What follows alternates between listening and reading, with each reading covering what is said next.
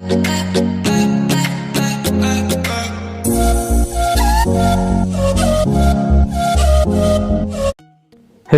And welcome student, स्वागत है आपका फार्मासी यूट्यूब चैनल पर। आज हम बात करने वाले हैं B pharma third semester full syllabus के बारे में। तो जो हमारा पहला सब्जेक्ट लगेगा वो है फार्मास्यूटिक्स ऑर्गेनिक केमिस्ट्री सेकेंड। तो यहाँ पे हम बात करेंगे स्कोप, फिर जो उसके ऑब्जेक्टिव आएंगे, फिर हम सारी यूनिट और उसके जो सब यूनिट होते हैं उसको बता देंगे। हो गया, पूरा डिटेल से नहीं बताएंगे। चलिए स्टार्ट करते हैं। फार्मास्यूटिक्स ऑर्गेनिक केमिस्ट्री सेकेंड, जिसका scope of the deal with the general method of the preparation and reaction of some organic compound, reactivity of organic compound and also studies here the syllabus on mechanism on and orientation of reaction, chemistry of fat and oil are also include in the syllabus. तो आप इस syllabus में जो इसका scope है तो preparation और reaction method पढ़ेंगे ऑर्गेनिक कंपाउंड के, और एक्टिविटी ऑफ ऑर्गेनिक कंपाउंड पढ़ाया जाएगा। वहीं पे मैकेनिज्म ऑफ ओरिएंटेशन पढ़ाया जाएगा, मैकेनिज्म एंड ओरिएंटेशन जो रिएक्शन के होते हैं उसको पढ़ाया जाएगा। और केमिस्ट्री में फैट एंड ऑयल के बारे में भी सिलेबस में इंक्लूड किया गया है। अगर वहीं ऑब्जेक्टिव की बात की जाए तो upon complete of course study be available here. तो फर्स्ट है right the structure name and the type of isomerism of the organic compound. तो ऑर्गेनिक कंपाउंड में जो आइसोमेरिज्म होते हैं उनका स्ट्रक्चर और नाम और कितने प्रकार के होते हैं पढ़ाया जाएगा। Right the reaction name the reaction and orientation of reaction. तो रिएक्शन का जो रिएक्शन होती है प्लस उसका नाम क्या होता है, जो उसका ओरिएंटेशन होता है ये पढ़ाया जाएगा। Account for reactivity stability of compound. तो जो कंपाउंड की रिएक्टिविटी होती है और स्टेबिलिटी होती है ये पढ़ाया जाएगा। Preparation organic compound, organic compound कैसे बनते हैं उसको तैयार कैसे किया जाता है इसका पूरी प्रिपरेशन बताई जाएगी फार्मास्यूटिक्स ऑर्गेनिक केमिस्ट्री सेकेंड में, जो भी फार्मा थर्ड सेमेस्टर का पहला सब्जेक्ट है। अगर हम कोर्स कंटेंट की बात करें तो general method of preparation and reaction of compound to be explain, ठीक है। तो फर्स्ट यूनिट है बेंजीन एंड इट्स डेरिवेटिव। तो इसमें 3-4 चैप्टर आ जाते हैं, तो हम थोड़ा शॉर्ट में बता देते हैं क्या पढ़ना पड़ेगा। तो analytic, synthetic and other evidence of the derivation of structure of benzene. तो जो बेंजीन का एनालिटिक होता है, सिंथेटिक होता है और इसको जो अदर डेरिवेटिव स्ट्रक्चर होते हैं उसे पढ़ाया जाएगा। ऑर्बिटल पिक्चर आपको दिखाई जाएगी, जो इसके ऑर्बिट होते हैं कैसे होते हैं, बेंजीन, एरोमेटिक और हैक्लेस HUCKEL हैक्लेस रूल जो है उसको पढ़ाया जाएगा।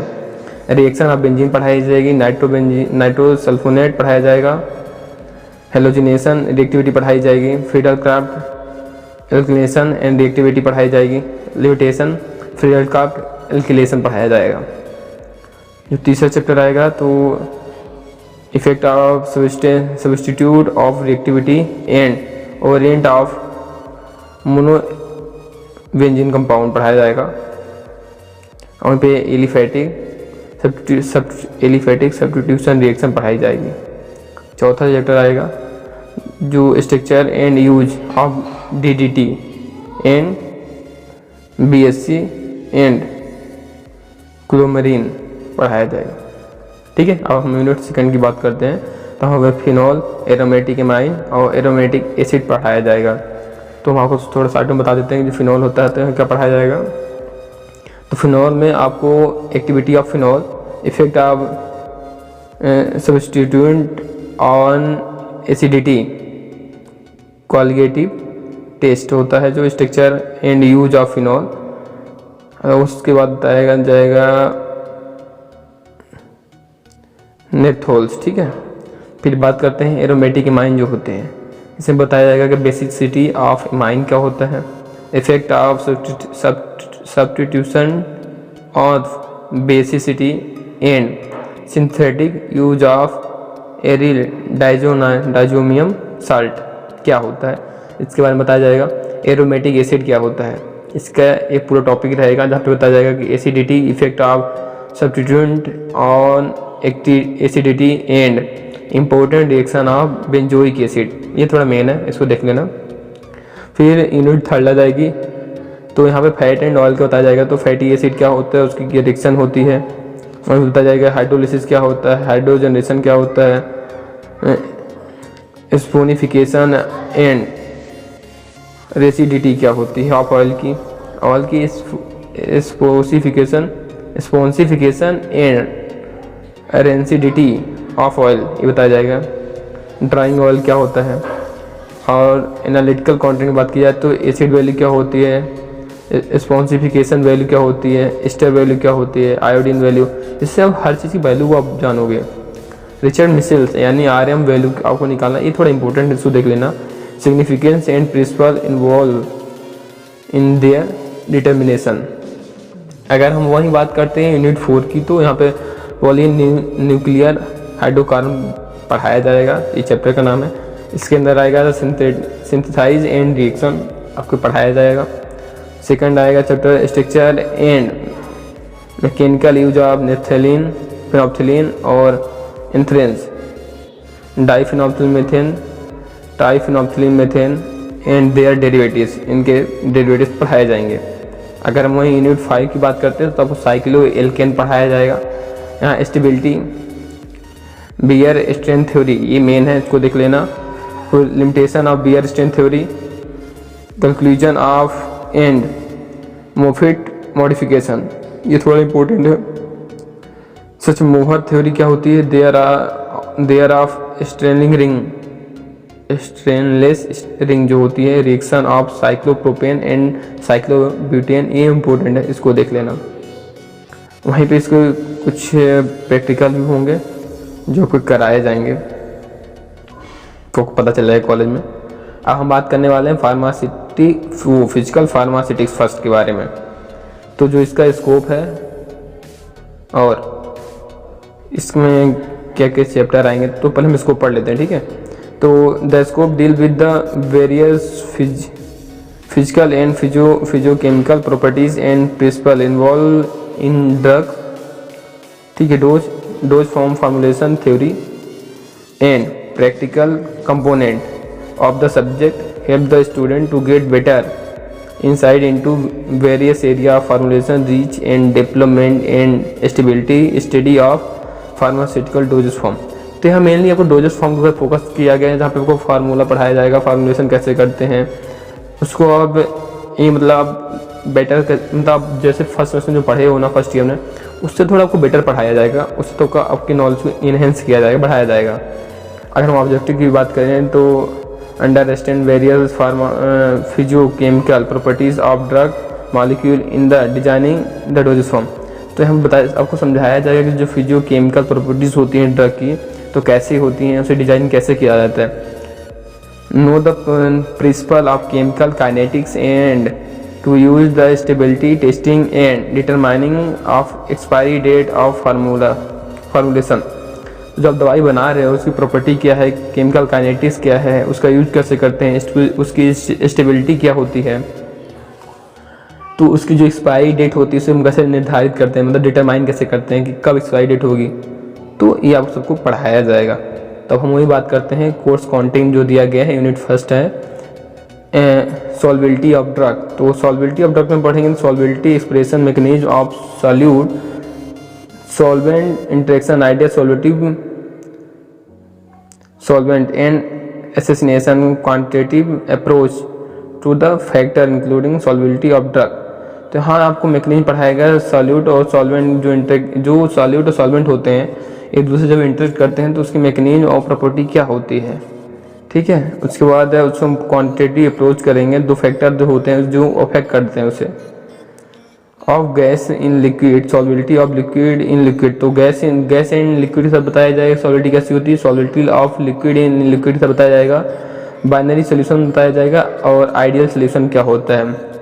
रोवोल्टेला मेन है, रियल सोल्यूशन क्या होता है, पार्शियली माइक्रोबियल लिक्विड क्या होती है, critical solution, temperature and application. तो यहाँ पे आपको जो क्रिटिकल टेम्परेचर होता है, टेम्परेचर क्या होगा, क्रिटिकल सोल्यूशन एंड एप्लीकेशन जो उसकी बताई जाती है। डिस्ट्रीब्यूशन लॉ क्या होते हैं, यहाँ पे मेन है distribution law, it's limitation and application, जिसकी लिमिटेशन है और जो इसकी एप्लीकेशन ये बताया जाएगा।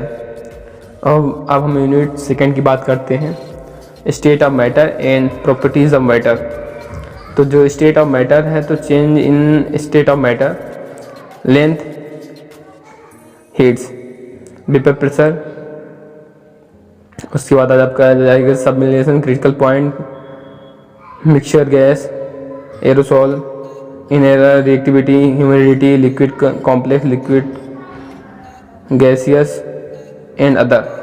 तो मेन आपको इसमें बताएगा कि स्टेट ऑफ मैटर, जो मैटर होते हैं ना, स्टेट कितने स्टेट में पाए जाते हैं, उनकी क्या प्रॉपर्टी होती है, तो उनकी जो change in the state of matter, तो जो मैटर बदल जाता है किसके कारण, हीट के कारण, वेपर के कारण, क्रिटिकल पॉइंट के कारण, जो एनर्जी होती है क्रिटिकल पॉइंट के कारण क्या होता है, उसके बाद एरोसॉल और इनहेलर्स के कारण क्या होता है, रिएक्टिविटी, ह्यूमिडिटी, जो नमी के कारण रिएक्ट करता है, लिक्विड कॉम्प्लेक्स, जो अलग अलग लिक्विड होते हैं जब मिलाते हैं तो उससे कॉम्प्लेक्स क्या बनता है, लिक्विड क्रिस्टल जो होते हैं, तो उनके मिलाने से क्या होता है, ग्लेसी स्टेट क्या होती है, सॉलिड क्रिस्टलाइन क्या होता है, एमॉर्फस और पॉलीमॉर्फस में डिफरेंस क्या होता है। ठीक है, ये मेल है, देख लें क्योंकि आपको ये जो ठीक है जब प्रैक्टिकल हो तो पूछा जाता है।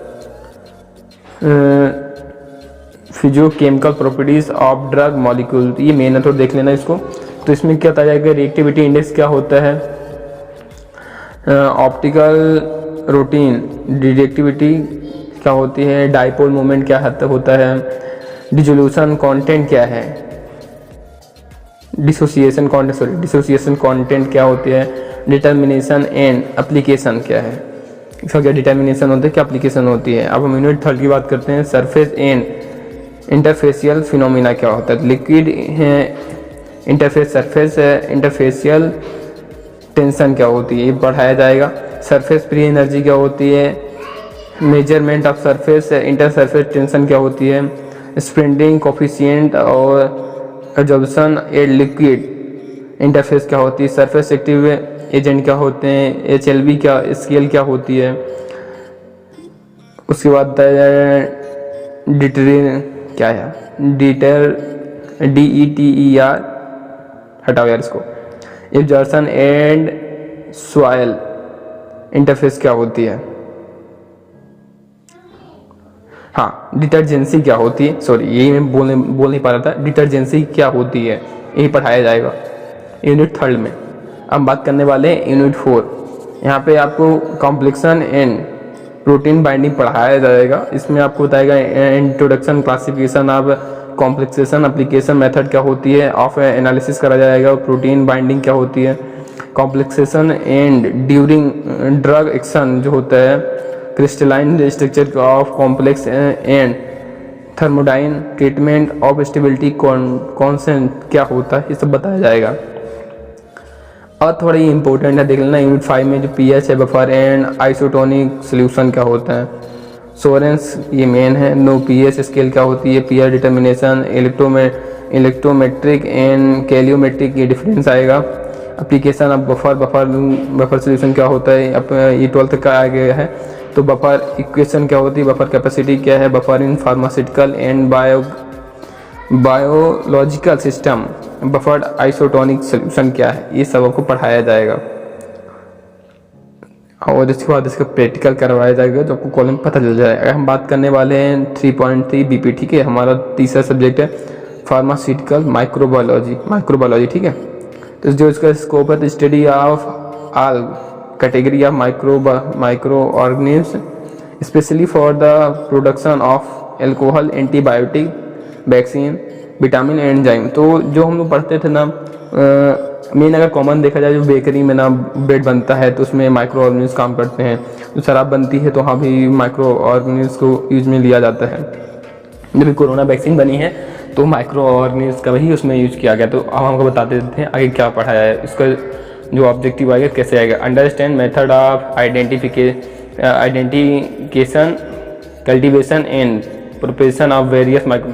तो इसमें समझाया जाएगा कि माइक्रो ऑर्गेनिम्स होते क्या हैं, उन्हें बनाया कैसे, मतलब पैदा कैसे किया जाता है, और उन्हें अलग अलग जगह पे यूज कैसे किया जाता है। To understand the importance and improvement of stabilization, तो जो स्टेलाइजेशन होती है तो उसका इंपॉर्टेंट क्या है और उसको इम्प्रूवमेंट कैसे किया जाता है। फार्मास्यूटिकल प्रोसेसिंग ऑफ इंडस्ट्री, जो दवाई की इंडस्ट्री होती है तो वहाँ पे इसका कैसे उपयोग किया जाता है। Learning stability testing of pharmaceutical product, ठीक है। तो आपको बताया जाएगा कि स्टेबिलिटी टेस्टिंग क्या होती है फार्मास्यूटिकल प्रोडक्ट्स में। Carrying out microbiological sterilization of pharmaceuticals, ठीक है, ये पढ़ाया जाएगा। Understand the cell culture, cell को किस माध्यम से में रखा जाता है और उसकी टेक्नोलॉजी क्या होती है। एप्लीकेशन फार्मास्यूटिकल इंडस्ट्री में नहीं है। मेन आपको इसमें इंडस्ट्री के बारे में पूरा बताया जाएगा कि जो माइक्रो ऑर्गेनिज्म होते हैं तो इंडस्ट्री में कैसे यूज में लिए जाते हैं, ठीक है। तो यूनिट फर्स्ट में यही है, introduction the history of microbiology. तो उससे branch and scope and important बताया था वही होगा। Ultra structure and morphological classification of bacteria, requirement of material use to culture and medium to form. मैं इसको पूरा पढ़ देता हूँ, समझा देता हूँ आपको इसमें क्या पढ़ाया जाएगा, ठीक है। Parameter for growth and growth curve, तो इसमें ग्रोथ और ग्रोथ कर्व बताया जाएगा कैसे होता है। आइसोलेशन एंड प्रिजर्वेशन मेथड, मतलब आपको कैसे रखना है, उसको कैसे सुरक्षित रखना है। और प्योर कल्चर मतलब शुद्ध माध्यम में। एंड एनारोबिक और एरोबिक मतलब ऑक्सीजन रहेगी नहीं रहेगी। Quantity measurement of bacteria growth, तो जो बैक्टीरिया ग्रोथ करे उसको मेजर कैसे करोगे, तो टोटल कैसे करोगे, विजुअल काउंट कैसे करोगे, देखे कैसे करोगे। Study of different type of the phase, कौन से माइक्रोस्कोपी, तो माइक्रोस्कोप में बहुत सारे जो उसको तो उसमें जो माइक्रो ऑर्गेनिज्म पाए जाएंगे उसमें बहुत सारे फेज होते हैं। तो जैसे बच्चा को छोटा होता है फिर बड़ा होता है फिर एडल्ट होता है, ऐसे उसमें बहुत सारे स्कोप होते मतलब फेज होते हैं। और माइक्रोस्कोप से उसे कैसे देखोगे, उसके बाद जाए dark field microscopy and electron microscopy, ये डिफरेंस होता है, ये थोड़ा पढ़ लेना।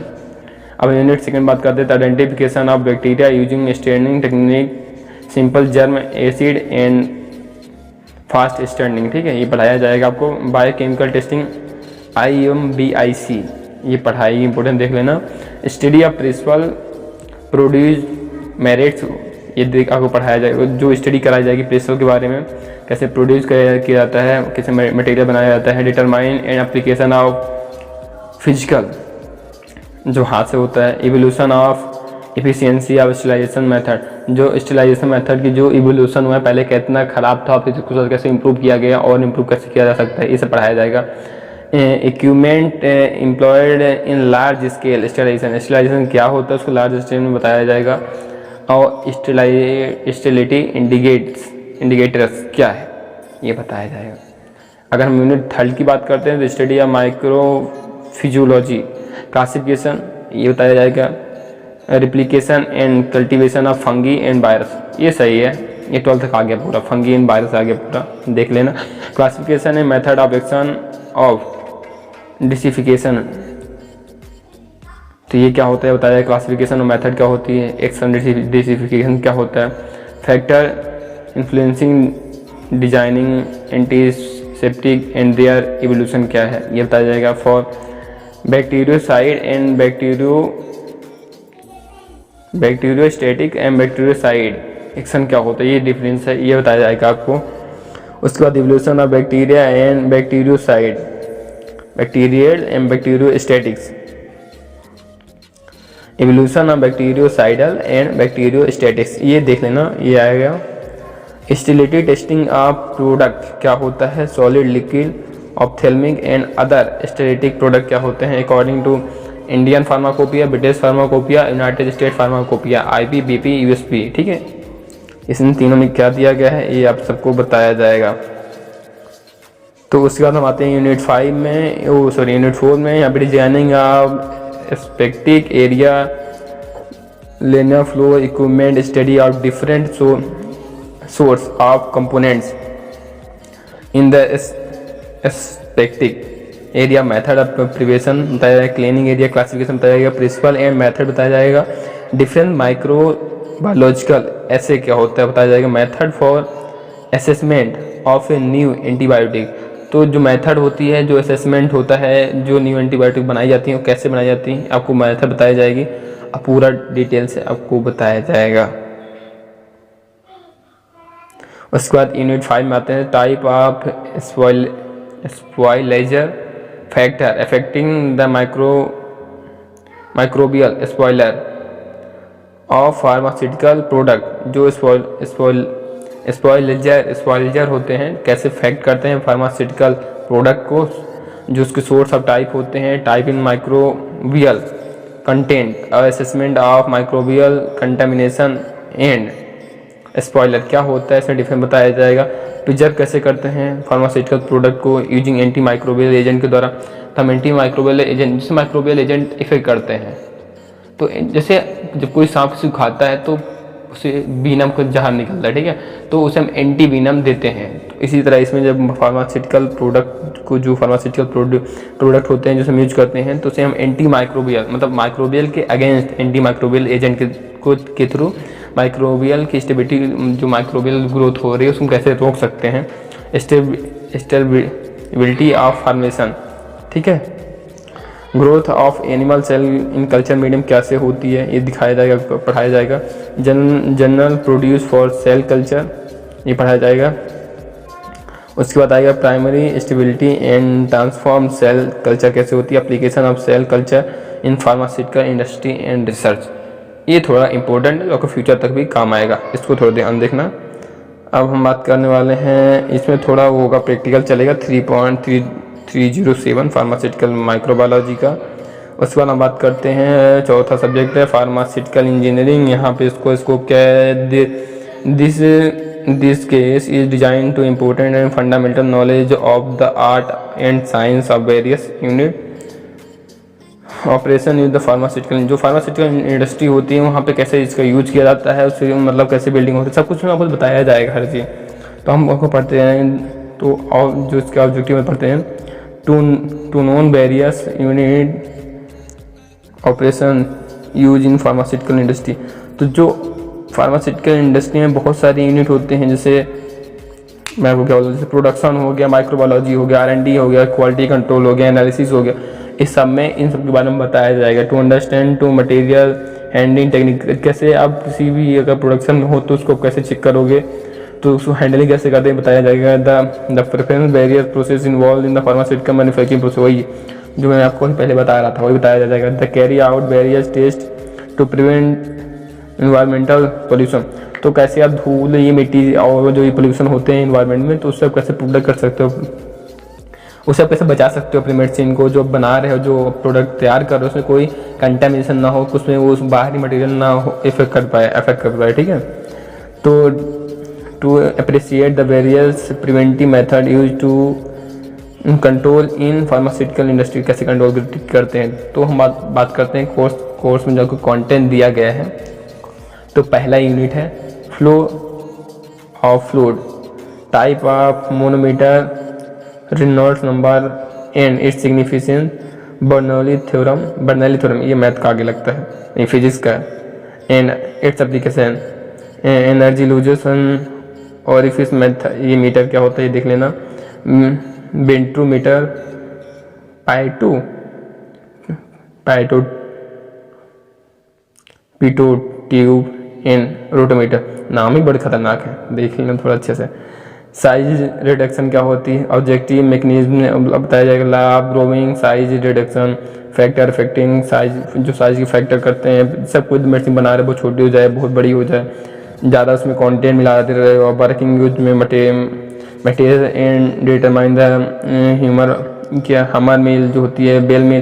तो आपकी इसमें बहुत अच्छा है, आपको पूरे मिल के बारे में बताया जाएगा, जो आपने पढ़ा होगा ना सिलिकॉन, या फिर 12th साइंस में या फिर 10th साइंस में रहा होगा, कैसे मिल होती है, ठीक है, कैसे अलग अलग करता है, वो सब को पढ़ाया जाएगा इसमें। उसके बाद बताइएगा साइज एक्सप्रेशन, तो objective application and mechanism of size separation, ठीक, सेपरेशन कैसे आप साइज में अलग करोगे, छोटे बड़े, ठीक है, मीडियम साइज सब। ऑफिशियल स्टैंडर्ड पाउडर साइज क्या होती है, साइज एक्सपेक्टेशन क्या होती है, प्रिंसिपल कंसंट्रेशन, वर्किंग यूज में डिटरमाइन ऑफ सीवर सिकर क्या होती है, साइक्लोन स्प्रेटर, एयर स्प्रेटर क्या होती है, बैक फिल्टर एंड इल्यूट्रेशन टैंक क्या होता है। अब यूनिट सेकंड की बात करते हैं, तो यहाँ पे आएगा हीट ट्रांसफर, मतलब objective application and heat transfer mechanism. Fourier's law क्या होते हैं, heat transfer for conduction, conservation and radiation क्या होती है, heat interchange and heat exchanger क्या होता है, ठीक है। स्पॉइलर क्या होता है, स्पॉइलर हो गया। डिस्टिलेशन क्या होता है, डिस्टिलेशन क्या होता है। तो इवेपोरेशन और डिस्टिलेशन, तो इवेपोरेशन में बताते हैं इसमें objective application and factor influencing evaporation, difference between evaporation and other heat process क्या होती है, जो अदर हीट की प्रोसेस होती है और इवेपोरेशन में डिफरेंस क्या होता है, ये आपको पढ़ाया जाएगा। प्रिंसिपल बताया जाएगा। कंस्ट्रक्शन वर्किंग क्या होती है, यूज कैसे किया जाता है। Determining the steam jacket kettle क्या होते हैं, हॉरिजॉन्टल ट्यूब क्या होती है, इवेपोरेट क्लैम्बिंग फिल्म इवेपोरेट क्या होता है, प्रोसेस कल्चर क्या होता है, मल्टीपल इफेक्ट इवेपोरेटर क्या होता है, economy of multiple effect evaporator क्या है, डिस्टिलेशन क्या होता है, basic principle and methodology of simple distillation flash क्या है, ये आपको सब कुछ बताया जाता है इस पर। तो आप अगर ये सब देखते हो तो आपको सही रहेगा, थोड़ा ध्यान से पढ़ना। फिर चलता है या फंक्शन एंड डिस्टिलेशन क्या होते हैं, डिस्टिलेशन अंडर रिड्यूस प्रेशर क्या होते हैं, स्टीम डिस्टिल्यूशन एंड मॉलिक्यूल डिस्टिलेशन क्या होता है। तो बहुत ही बड़ा टॉपिक है, थोड़ा ध्यान से पढ़ोगे तो याद हो जाएगा। मेन आपको समझना है, मेन हेडिंग समझ लोगे तो लिखने में आसानी होगी। यूनिट 3 की बात करते हैं, ड्राइंग क्या होती है, मिक्सिंग क्या होती है। तो आप ठीक है, मैं थोड़ा पढ़ देता हूँ इसके बारे में क्या है। तो objective application mechanism of drawing process, मतलब आपको इसमें ऑब्जेक्टिव बताया जाएगा मैकेनिज्म के, और जो ड्राइंग की जो ऑब्जेक्टिव होते हैं, एप्लीकेशन जो होती है, मैकेनिज्म होते हैं, प्रोसेस क्या होती है, measurement application equilibrium, moisture content rate of during cycle क्या होती है, प्रिंसिपल कंस्ट्रक्शन क्या होता है, वर्किंग कैसे काम करते हैं। यहाँ पे dry drum dry, spray dry, ये बहुत सारे ड्राई हैं, इनको पढ़ाया जाएगा। फ्रेजर ड्राई, बहुत सारे नाम है, ठीक है। मिक्सिंग क्या होती है, objective application of factor affecting mixing क्या है, difference between soil and liquid mixing क्या होती है, मैकेनिज्म ऑफ सॉइल मिक्सिंग क्या है, liquid mixing and double cone blender क्या होते हैं, ट्विंस ब्लेंडर क्या होती है, रिबन ब्लेंडर क्या है, सिग्मा ब्लेंड क्या है, मिक्सर, ये सब आपको पढ़ाया जाएगा। तो थोड़ा और उसके बाद पेडल्स एंड सिल्वरस मल्सीफायर क्या होता है। यूनिट 4 की बात करते हैं तो फिल्ट्रेशन क्या है, objective application those factor including filtration, filter बताया जाएगा उससे, फिल्टर एसिड क्या होती है, फिल्टर मेडिस क्या होती है, प्रेसफुल कंस्ट्रक्शन वर्किंग यूज क्या होती है, merit and determine of plate क्या होती है, फॉर्मल फिल्टर क्या होते हैं, फिल्टर लीफ क्या होती है, रूट ड्रम फिल्टर क्या होते हैं, मेटा फिल्टर क्या होता है, मेम्ब्रेन फिल्टर एंड कितने सारे फिल्टर, मैं पूरे लाइव में नाम नहीं सुना भाई इतने फिल्टर का, थोड़ा देख के पढ़ना। सेंट्रीफ्यूजन क्या होती है, objective principle and application of centrifugation principle क्या होती है, construction working use merit and determine of preferred basket क्या होती है, नॉन प्रोडक्ट बास्केट क्या है, इसमें semi content and super content क्या होता है, ठीक है। यूनिट 5 की बात करते हैं, ये आपको सबको पढ़ाया जाएगा, आपको पढ़ना पड़ेगा, वरना भी फार्मा करने का कोई मतलब नहीं है, तो ध्यान से पढ़ना। Unit 5 material of pharmaceutical plant, जो फार्मास्यूटिकल प्लांट होते हैं, construction carrying and it's prevention क्या होता है, factor affecting during material selection selected for pharmaceutical plant क्या है, construction theories of corrosion type क्या होती है, टाइप ऑफ कोरोजन क्या है एंड देयर प्रिवेंटेशन क्या है, furious and non ferrous, ferrous and non ferrous क्या मेटल क्या है, inorganic and organic non metal क्या होता है, basic of material handling system क्या होता है। तो ख़त्म हो गया आपका पूरा सिलेबस, यही सब आपको पढ़ाया जाएगा। Thank you so much for listening me and watching this video. I hope मैं सब कुछ समझा पाया हूँगा आपको।